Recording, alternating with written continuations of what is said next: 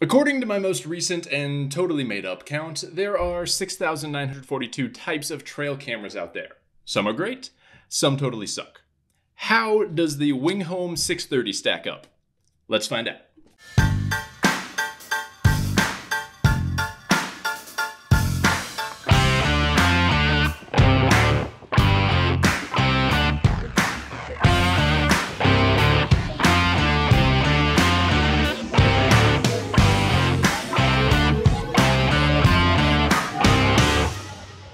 What's up guys, it's Eric from Late to the Game Outdoors, and today we're doing a deep dive into this game cam, or trail camera, or automated wildlife surveillance device, whatever you call it where you live.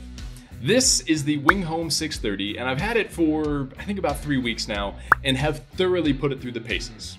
So let's just get some basic specs out of the way first. It's on the smaller side of game cams I've used, which I love. Just toss it in the pack, forget it's there.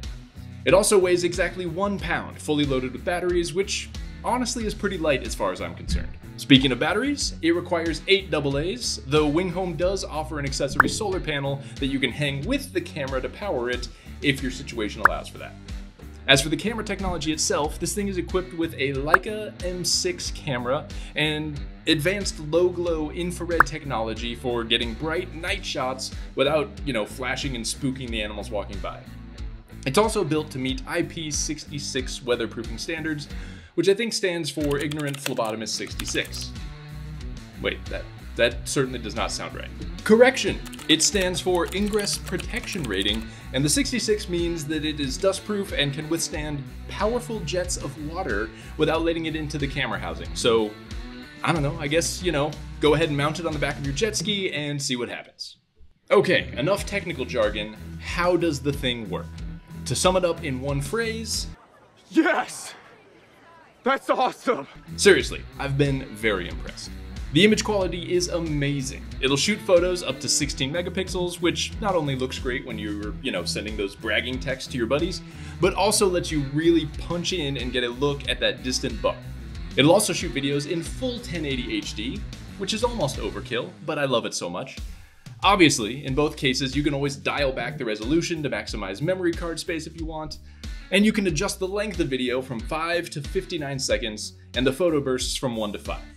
My absolute favorite setting option is the video and photo together at last. This is just my personal preference, but I set the video for a quick 5 seconds and then had it snap 3 picture bursts. Since it staggers them, it gives you the most possible options for a good angle on whatever's walking by. When it comes to image quality, I've been really impressed. Yes, images are clear, but even the colors are surprisingly vibrant.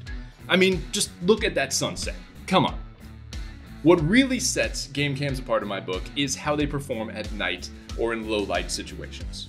I've had other cameras where they get triggered at night, but all you can see is a pair of glowing eyes if the animal's more than just a couple feet away. The WingHome camera crushes it at night, and I honestly haven't used a camera whose nighttime pictures were this bright. Now here's the only hiccup I ran into. The camera has 4 modes for night: max range, balanced, min blur, and no blur. Essentially, this just sets the shutter speed to let even more light in so you get a quality image. The camera's default setting is balanced, and I found that nighttime photos typically came out a little blurry because it's just a long exposure shot on a moving target. The videos were fine, but the pictures had some pretty significant blur. So I switched it to no blur and set it out to capture one of the fastest moving animals I could find, my dumb dog.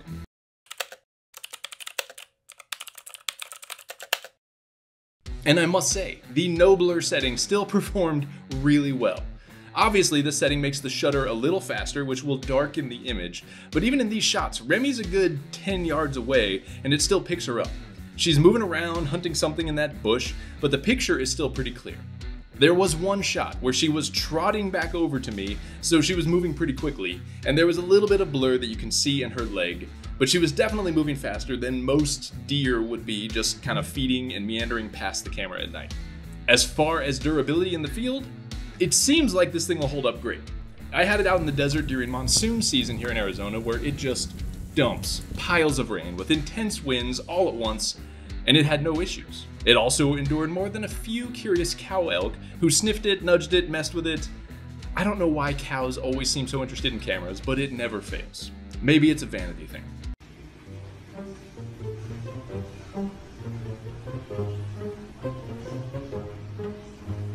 But after all of that, the weather seal seems to have held up great.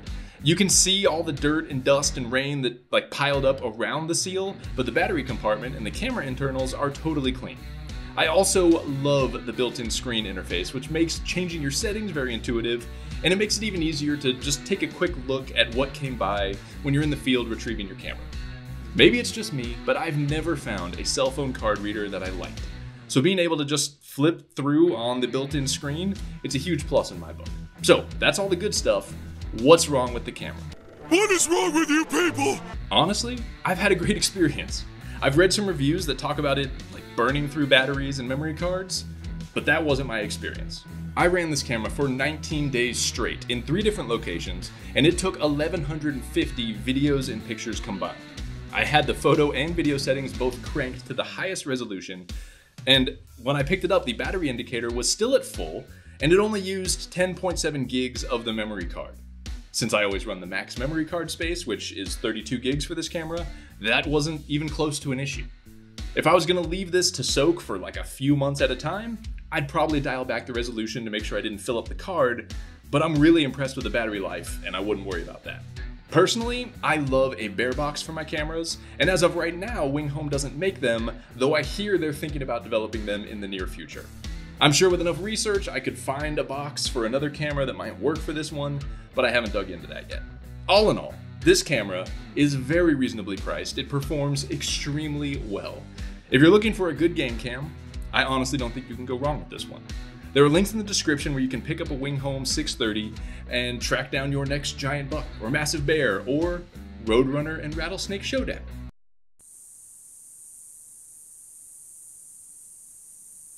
Because why not?